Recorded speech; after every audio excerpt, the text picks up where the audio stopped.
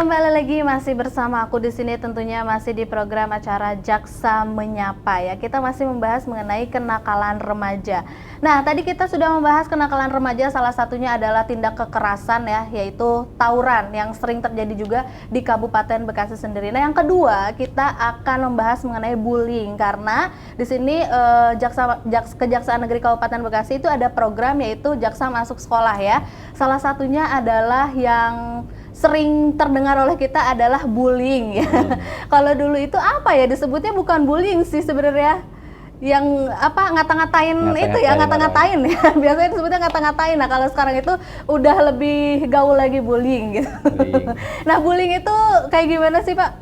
Bullying itu kan salah satu aksi negatif yang diserangkan, yang diberikan kepada orang lain ya, baik itu berupa penghinaan, kekerasan, pokoknya segala sesuatu yang memang membuat si korban ini tidak nyaman, seperti itu. Nah, dari Jaksa Menyapa sendiri, sosialisasi apa gitu yang dilakukan ke sekolah-sekolah ya, khususnya biasanya kan kalau bullying itu dilakukannya seringnya di lingkungan sekolah gitu ya. Sosialisasi apa sih yang disampaikan kepada murid yang mungkin korban bullying ataupun pelaku bullying itu sendiri, Pak? Baik. Dalam program Jaksa Masuk Sekolah yang kami telah laksanakan, di situ kami sebetulnya tidak hanya bullying, tindak pidana yang lain yang kemungkinan yang dapat dilakukan oleh anak-anak itu terus kami sosialisasikan, iya, baik itu untuk pencegahannya, dan kami beritahu bahwa ancaman hukumannya sekian sehingga diharapkan pada anak-anak ini dapat mencegah gitu sebelum dia melakukan, seperti itu. Oke. Nah, kalau tindak pidana bullying, bukan tindak pidana sih ya, bullying itu adalah suatu perundungan sebenarnya kepada seseorang ya. Dan biasanya bullying itu secara verbal gitu ya. Nah, sebenarnya mempengaruhi ke apa sih gitu ke si korbannya ini dari bullying ini, kan karena dari verbal itu dari fisik juga ada sih sebenarnya. Cuman keseringan mungkin dari verbal gitu, sementara verbal itu tidak ada apa namanya? luka atau hasilnya gitu. Jadi tindak pidana bullying ini kan ada yang istilah apa ya, offline dan online lah ya. Iya, betul. Kita kan memang kita tahu kalau misalkan di sekolah-sekolah ada saja Pak, biasanya, tapi semoga akhirnya sekarang nggak ada lagi. Mungkin kalau yang misalkan perundungan secara itu dia yang langsung, baik itu fisik maupun lisan dan sebagainya, dan itu sehingga mau bagaimanapun itu kan tidak membuat nyaman ya kepada korbannya. Dan juga ada juga perundungan atau bullying yang dilakukan melalui media sosial, seperti itu. Dan memang hukum kita di Indonesia pun alhamdulillah sudah memfasilitasi untuk tindak pidana seperti itu. Seperti misalkan ketika ada perundungan maupun bullying yang dikenakan terhadap seseorang dan itu dirasa tidak nyaman, tidak membuat nyaman si korban ini dapat melakukan pelaporan ke polisi, dan nanti difasilitasi mungkin oleh Undang-Undang Informasi dan Transaksi Elektronik yang telah diperbarui dengan Undang-Undang Nomor 19 tahun 2016. Di situ diatur mengenai ancaman dan bagaimana tindak pidana bullying ini yang dilakukan melalui media sosial, seperti itu. Untuk kalau misalkan bullying yang secara langsung, baik itu kekerasan dan sebagainya, difasilitasi juga oleh undang-undang kita di Undang-Undang Nomor 35 2014 gitu. Nah, biasanya kan kalau bullying itu dilakukan oleh beberapa orang yang menekan satu orang ya. Kalau misalkan udah melakukan fisik, berarti itu sudah masuk ke pengeroyokan ya? Sudah masuk pengeroyokan, tergantung juga balik lagi tadi apakah si korban ini anak ataupun dewasa. Kalau misalkan dia korban anak yang tadi saya sudah sebutkan, bisa dikenakan Undang-Undang 35 2014, yaitu melakukan kekerasan kepada anak. Nah tadi kan kita sudah membahas mengenai tawuran gitu ya, kekerasan gitu. Sekarang juga bullying yang melakukan kontak fisik misalnya. Apabila yang pelakunya itu adalah si pelakunya itu melakukan tindakannya itu sampai menghilangkan nyawa si korbannya, apakah ada undang-undang yang lainnya gitu? Ada, tetap.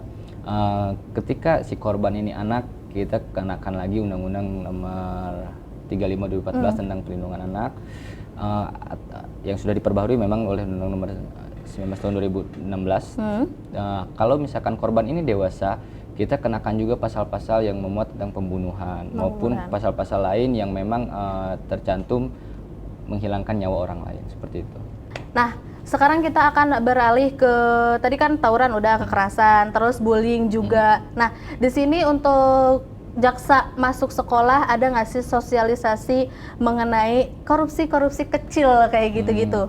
Baik, itu pun salah satu materi yang memang kami masukkan ke sekolah gitu, karena kami sadar bahwa pendidikan dari dini itu mempengaruhi ke depannya terhadap anak-anak.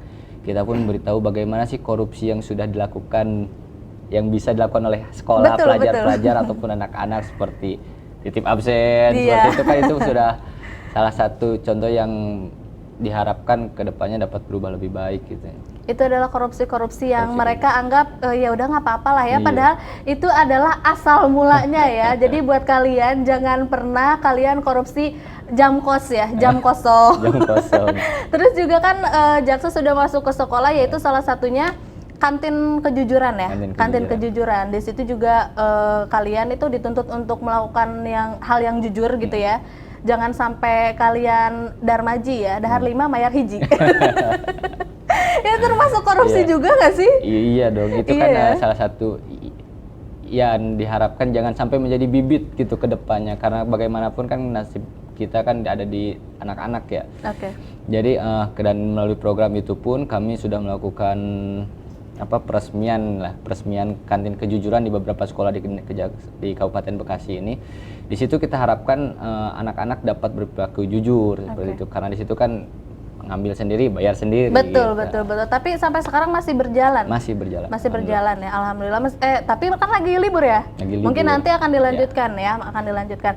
Nah, sekarang ada pembahasan terakhir lagi, yaitu narkotika ya, narkotika. Nah, itu sosialisasi apa aja yang disampaikan dari kejaksaan ke sekolah mengenai narkotika ini? Dalam program Jaksa Masuk Sekolah tersebut, narkotika juga menjadi salah satu konsen kami dalam menyampaikan materi kepada para pelajar.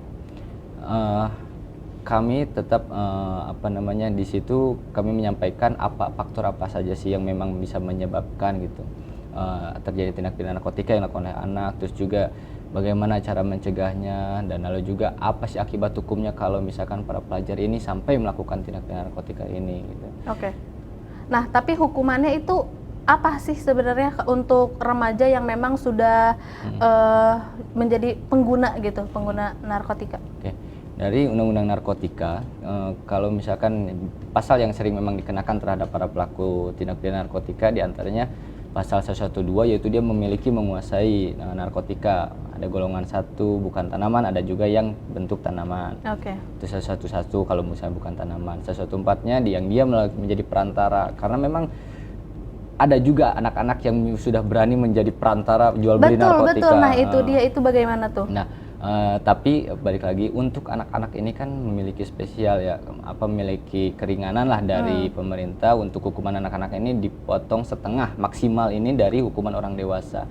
Misalkan ancaman maksimalnya dia 20 tahun, berarti maksimal untuk anak ini 10 tahun, seperti itu. Tapi kalau misalkan dia dari awalnya adalah sebagai pengguna, terus akhirnya dia berani menjadi seorang pengedar ataupun yang disebut dengan kurir, berarti catatan tindakan yang dia lakukan itu memang jelas-jelas sudah salah gitu ya, sudah salah nih. Yang harus dilakukan ataupun yang terjun langsung itu untuk mendampingi si anak ini itu harusnya siapa gitu? Ya, kembali lagi keluarga itu memegang peranan penting ya, karena keseharian anak-anak ini kan berada dalam keluarga, dan juga faktor lingkungan itu juga salah satu yang mempengaruhi. Yang terpenting pembentukan mental dari anak memang sangat penting. Tapi terkadang sih yang namanya orang tua, siapa sih yang mau punya anak seperti itu ya? Kadang faktor lingkungan yang memang mempengaruhi si anak itu gitu. Nah, terus kalau misalkan anak-anak tuh kadang-kadang yang dilarang itu akan semakin penasaran gitu. Kadang mereka itu akan semakin menemukan inovasi-inovasi yang lain ya. Narkotika yang lain. Contohnya seperti lem yang kegunaannya itu buat sepatu, tapi dia isap sendiri, itu gimana? Kok bisa mereka menemukan hal yang mungkin kata mereka memabukkan? Baik. Kalau untuk narkotika sendiri, kita kan ada kriteria khusus dan ada memang sudah dicantumkan gitu loh. Apa saja yang termasuk narkotika seperti itu, dan itu diatur dalam peraturan Menteri Kesehatan. Tapi untuk pengguna sendiri, apa mungkin selain hukuman itu melakukan rehabilitasi? Dimungkinkan. Untuk dilakukan rehabilitasi ketika dia memang dari faktanya dia memang benar-benar pengguna seperti itu. Oke. Nah, yang pastinya nanti kita akan bahas kembali ya. Kita belum kuak semuanya, belum tuntas pembahasan kita semuanya. Jadi buat kalian jangan dulu kemana-mana, masih di Jaksa Menyapa.